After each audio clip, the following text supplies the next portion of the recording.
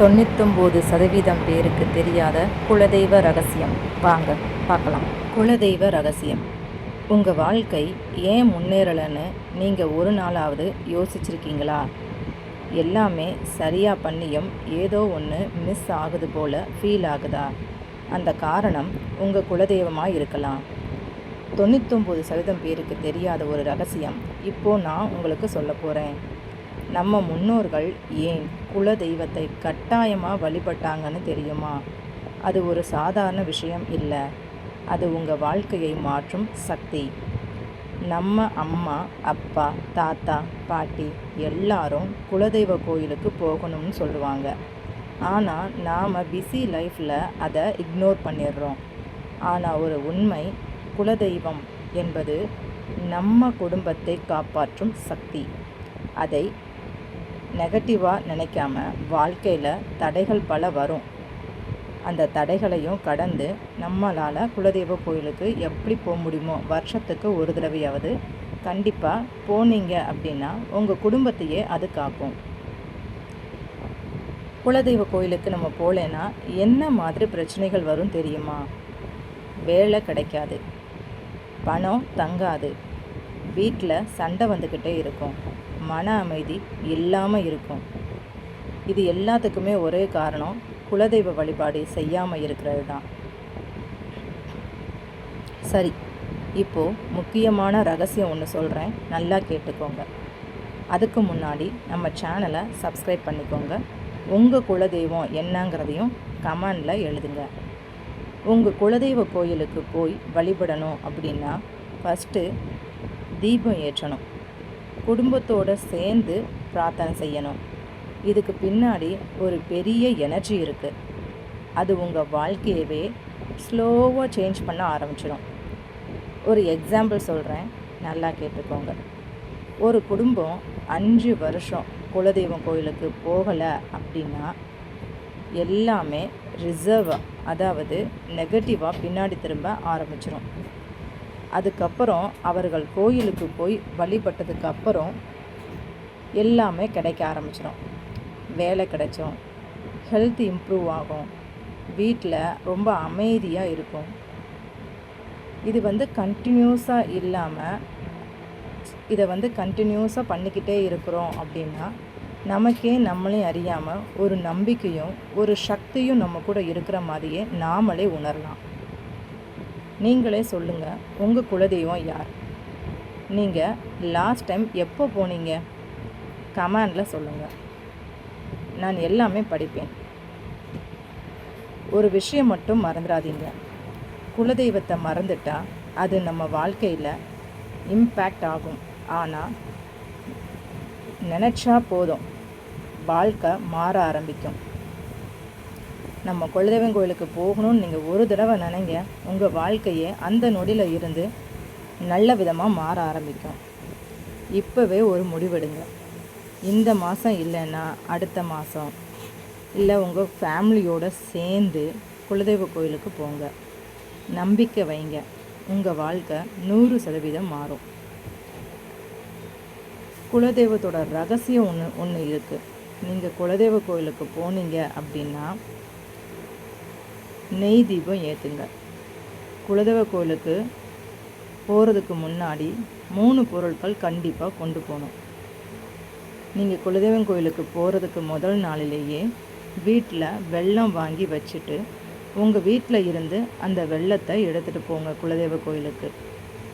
நம்ம போகிற வழியில் குலதெய்வம் கோயிலில் அப்படியே கடையில் வெல்லம் வாங்கிட்டு போகலாம் அப்படின்னு நினைக்காதீங்க. ஏன்னா வெல்லம் வீட்டில் நாம் வாங்கி வச்சு தான் நம்ம வீட்டில் இருந்து தான் நம்ம குலதெய்வத்துக்கு கொண்டு போகணும். அந்த மாதிரி உங்கள் குலதெய்வத்துக்கு வீட்டில் வச்சிருந்து வெல்லம் கொண்டு போங்க. முடிஞ்சவங்க பச்சரிசி மாவில் விளக்கு போடலாம். நெய் தீபம் ஏற்றி வழிபடுங்க. ரொம்ப வாழ்க்கை மாற்றம் அடையணும் அப்படின்னு நினைக்கிறவங்க தேங்காயில் விளக்கு பொருத்துங்க. குலதெய்வம் கோயிலில் போய் தேங்காயில் விளக்கு பொருத்துங்க. இதை விட ஒரு சிறப்பு என்னென்னா, நீங்கள் குடும்பத்தோடு போய் குலதெய்வம் கோயிலில் வழிபட்டுட்டு அங்கே இருந்து ஒரு பிடிமண் எடுத்துகிட்டு வந்து உங்கள் வீட்டு நில வாசலில் அதுக்கு பூஜையெல்லாம் பண்ணி ஒரு மஞ்சள் துணியில் வச்சு அதை உங்கள் நிலவாசலை கட்டுனீங்க அப்படின்னா உங்கள் குலதெய்வம் உங்கள் கூடையே வந்த மாதிரி ஐதீகம். உங்கள் குலதெய்வ கோயில் பிடிமண்ணை எடுத்துட்டு நீங்கள் வேறு எங்கேயும் ஊர் சுற்றலாம் போகக்கூடாது, சுற்றுலா மாதிரி போகக்கூடாது. அதை எடுத்துட்டு மனசார முழு மனதோடு நினச்சி நேராக உங்கள் வீட்டுக்கு வந்து அதுக்கு பூஜை பண்ணி மஞ்சள் துணியில் வச்சு நில வாசலில் கட்டுங்க. நீங்கள் எப்படி சாமி டெய்லி வீட்டில் கும்பிட்றீங்களோ அதே மாதிரி அதுக்கும் நீங்கள் டெய்லி தீபம் தூபமெல்லாம் காட்டணும். அது போக உங்கள் குலதெய்வம் கோயில் உங்கள் குலதெய்வம் எதுவாக இருந்தாலும் சரி, நீங்கள் வீட்டில் விளக்கு பொருத்தும் போது குலதெய்வத்துக்குன்னு ஒரு மண் விளக்கு கண்டிப்பாக பொருத்தணும். வீட்டில் எப்பயுமே நம்ம ஒரு விளக்கு பொருத்துவோம். அதே சமயம் குலதெய்வம் பார்க்கும்போது அதுக்கு ஒரு சின்ன மண் விளக்கு பொருத்தணும். இது போக ஒரு பிளான் பண்ணி ஃபேமிலியோடு நீங்கள் போங்க. டைம் இல்லைன்னு அதை தள்ளி போடாதீங்க. மனசு இல்லாமல் சும்மா சாதாரணமாக போகிற மாதிரியும் போகாதீங்க. ஒருத்தர் மட்டும் போயிட்டு ஃபேமிலியெல்லாம் விட்டுட்டு நீங்கள் மட்டும் தனியாக போகாதீங்க. இதையெல்லாம் அவாய்ட் பண்ணாலே குலதெய்வ வழிபாடு உங்களுக்கு நல்லபடியாக மாறும்.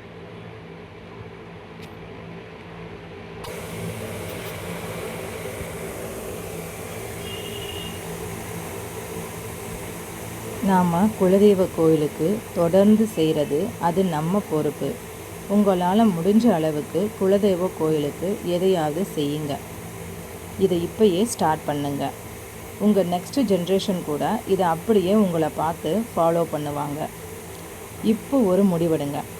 நான் என் குலதெய்வத்தை மறக்க மாட்டேன்னு நீங்கள் நினச்சிட்டு இந்த முடிவை எடுங்க. இந்த வீடியோ உங்களுக்கு பிடிச்சிருந்தா லைக் பண்ணுங்கள், ஷேர் பண்ணுங்கள், சப்ஸ்கிரைப் பண்ணுங்கள். நன்றி. உங்கள் வாழ்க்கை நல்லபடியாக முன்னேறணும் என்று நான் மனசார வேண்டுகிறேன். நெக்ஸ்ட் வீடியோவில் இன்னும் பல ஸ்பிரிச்சுவல் சீக்ரெட் வருது. நம்ம சேனலை சப்ஸ்கிரைப் பண்ணிக்கோங்க.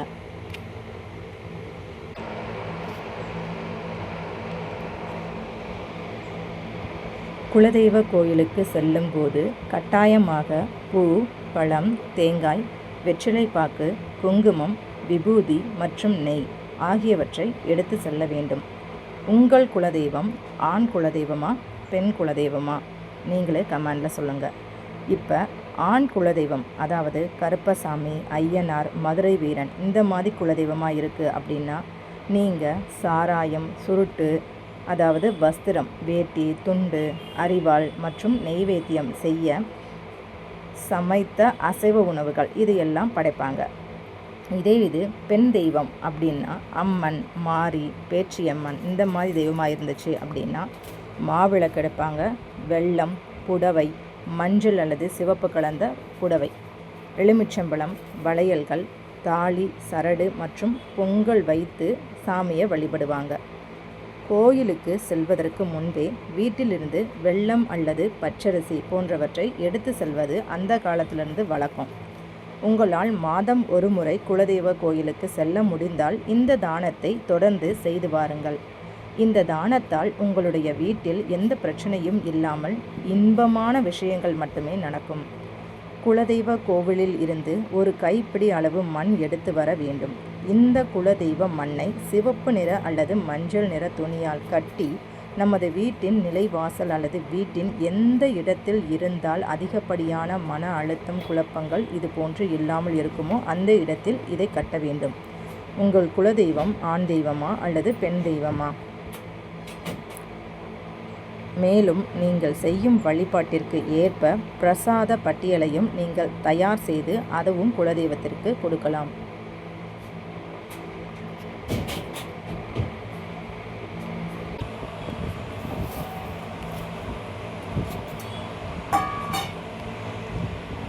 ஆண் தெய்வமாக இருக்குது அப்படின்னா ஆண் தெய்வத்தை வணங்கும் முறைன்னு ஒன்று இருக்குது.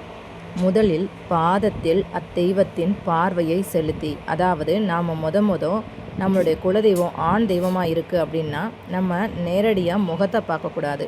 அதுக்கு பதிலாக ஆண் தெய்வமாக இருக்குது அப்படின்னா அவங்களுடைய பாதத்தை தான் முதல்ல பார்க்கணும். பாதத்தை பார்த்ததுக்கப்புறம் கொஞ்சம் கொஞ்சமாக பார்வையை மேலேற்றி முகம் வரை வந்து வணங்கி இப்படி தான் நம்ம சாமி கும்பிடணும்.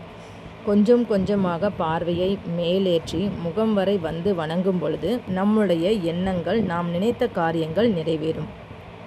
இது பெண் தெய்வம் அப்படின்னா, பெண் தெய்வத்தை வணங்குறதும் ஒரு முறை இருக்குது. முதலில் அத்தெய்வத்தின் கண்களை முதல்ல நம்ம மனசார பார்க்கணும். கண்களில் பார்வையை செலுத்தி வணங்க ஆரம்பிக்கணும். கொஞ்சம் கொஞ்சமாக பார்வையை கீழிறக்கி அன்னையின் பாதம் வரை வணங்கி முடித்தல் வேண்டும். இந்த மாதிரி தான் வணங்கணும். அதாவது ஆண் தெய்வமாக இருந்தால் பாதத்தில் இருந்து நம்ம முகத்தை பார்க்கணும். பெண் தெய்வமாக இருந்ததுன்னா அந்த அம்மாவோட கண்ணில் இருந்து நம்ம பாதம் வரைக்கும் பார்க்கணும். இதுதான் ஆண் தெய்வமாக இருந்தாலும் பெண் தெய்வமாக இருந்தாலும் வணங்குற முறை இதுதான். இந்த மாதிரி முறையில் நீங்கள் வணங்கணும். உங்கள் குலதெய்வத்தை இந்த முறையில் நீங்கள் வணங்கி நீங்கள் நல்ல குடும்பத்தோட இன்பமான வாழ்க்கை வாழணும்னு மனதார வேண்டிக் கொள்கிறேன். குலதெய்வத்திற்கு விளக்கு ஏற்றும் முறை. குலதெய்வத்திற்கு விளக்கு ஏற்றும் சரியான முறை தெரியுமா? பலர் செய்யும் தவறு இதுதான். பூஜை அறையில் காமாட்சி அம்மன் விளக்கு ஏற்றுவோம். அது கூடவே குலதெய்வத்திற்கும் விளக்கு ஏற்ற வேண்டும். நல்லெண்ணெய் அல்லது நெய்யால் விளக்கு ஏற்றுவது சிறப்பாகும். விளக்கை கிழக்கு அல்லது வடக்கு திசை நோக்கி ஏற்றுவது நல்லது. விளக்கு ஏற்றும் பொழுது குலதெய்வத்தின் பெயரை மனதார சொல்லி மனதில் வேண்டி ஏற்ற வேண்டும். இது போன்ற ஆன்மீக தகவலுக்கு நம்முடைய ஆன்மீகம் 7 சேனலை சப்ஸ்கிரைப் பண்ணிக்கோங்க. லைக் அண்ட் ஷேர், கமெண்ட் சொல்லுங்கள். உங்களுடைய குலதெய்வம் பெயர் என்னங்கிறதையும் கமெண்ட் பண்ணுங்கள்.